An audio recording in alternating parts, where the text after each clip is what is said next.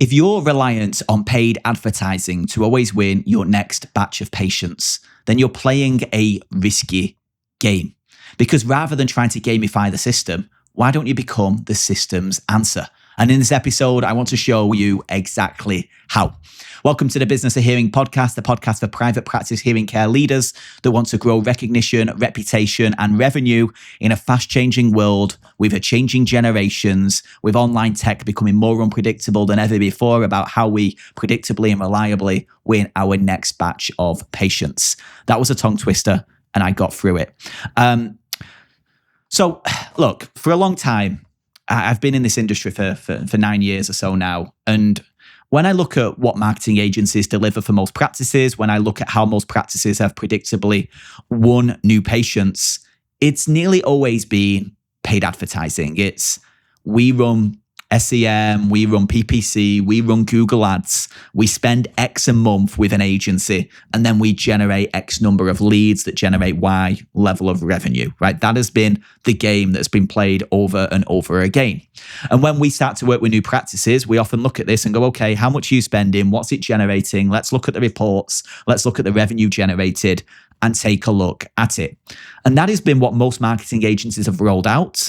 And it's been like the signature move of marketing agencies. And it's then resulted in practices becoming reliant on it. Now, two things on this. First of all, I understand why most marketing agencies do it because it's really, really simple for them to do and very scalable for them to do so.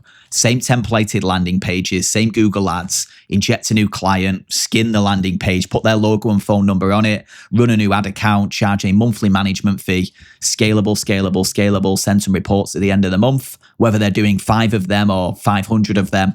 The workload is very manageable, very predictable. It's an operation. They can put somebody in who can manage it. I get it. Not my belief and not the belief that I'll go on to share, but I get it. The second thing is a lot of practices have become very reliant on paid advertising. In my view, this is the most dangerous game in the world. The worst number in business is 1. If you're reliant on one thing, one member of staff, one lead source, whatever it may be, it's dangerous, right? That's where you can go from we're doing great to we're doing terribly with one swift move. Many practices rely so heavily on paid advertising right now, which has kind of gotten by. Like we see practices spending $5,000 to nearly $80,000 a month on Google Ads in order just to keep pulling in leads. And I get it. It's been predictable and it's been safe, but it's risky. And it's risky for a few reasons. The first is you don't control the media. And you don't control the number of patients you're going to get. You don't control what Google would decide to do. So we're seeing right now Google go through one of the biggest shifts they've ever gone through, where they're trying to move from traditional search to more of an AI search first platform. How are they going to protect their advertising model in this? And they will, because they have to, right? If they do $10 billion a year in from Google Ads, like they're not going to let that beautiful amount of money go to pot in order to protect market share. They're going to try and protect revenue and market share in one swift move. It's not easy for them to do, and it creates a lot of unknown, a lot of lack of predictability. How are they going to serve ads? How are they going to ensure that it's predictable for us as advertisers? I don't know. And it's fortunately not my puzzle to solve, but when you're reliant on a platform you don't control, it's like renting a house, leasing a house rather than owning a house, right? You can never really have the certainty of the long term because you're not in control of that decision. It's built it on somebody else's land. So that's the first one. The second one is the cost of Google goes up by, and I was reading a study on this, 198% year on year, which means that technically what you spend this year, if it's the same as last year, expect a lot less results. And if you keep the spend the same next year, once again, expect less results, right? This is the challenging circumstance that we're in. We don't control it. And as a result, we don't control the costs. We've just got to play the game as it is. So we've got these challenges with relying on something like paid advertising. If it goes wrong, and it's not within our control, circumstances change, if costs go up, if a new competitor opens up and starts spending more money than us on it, like we're in the situation where we've just got to swallow it. We've got providers to feed, providers to pay, we've got to fill schedules, etc. Yeah, it's the way that most practices have filled their schedule, been predictable, built their business, etc. You see, my view is very different on the world of marketing. And maybe this is because the marketing agency we run is happy not to be lazy and happy to do the hard work. But my view is advertising is like asking somebody on a date, and marketing is all the reasons they would say yes. What most practices have got away with is advertising. Just keep asking people on dates, putting that, do you want a date in front of enough people that a percentage of them say yes and we're happy. But if we can flip that and fix the marketing foundation and ensure that rather than trying to gamify the system and keep having to go and ask people on dates, we have a nice line of people who want a date with us because we look our best, we smell amazing, we're the best option in the bar, the surroundings, the environment that we're in, then that changes the dynamics completely. And if we look at most of the work we do with practices that have been heavily reliant on paid advertising, the work to ensure that they then become the organic choice, the natural option in their marketplace and become the best option, not just trying to gamify the system, but by being the system's answer, then all of a sudden the game changes. And we've taken a lot of practices through this, where they go from being reliant on paid advertising to spending very little on paid advertising or finding an alternative revenue stream, an alternative lead source stream, which is typically the way we want to take them. So they're not always reliant on one. They've now got two, which allows them to sleep a lot easier at night, where they're getting inquiries as a result of organic people finding them, people discovering them, people realizing that these are the practice that they're looking for. So maybe that makes sense. Maybe if you're reliant on paid advertising, you're like, okay, I get it, but how do I do it? Well, we've built a system over time, over the past 9 years in this industry to help practices go through exactly this. I'll give you a really quick walkthrough right now and explain why this is important. The starting point is you've got to start with who. You can not be the answer for everyone.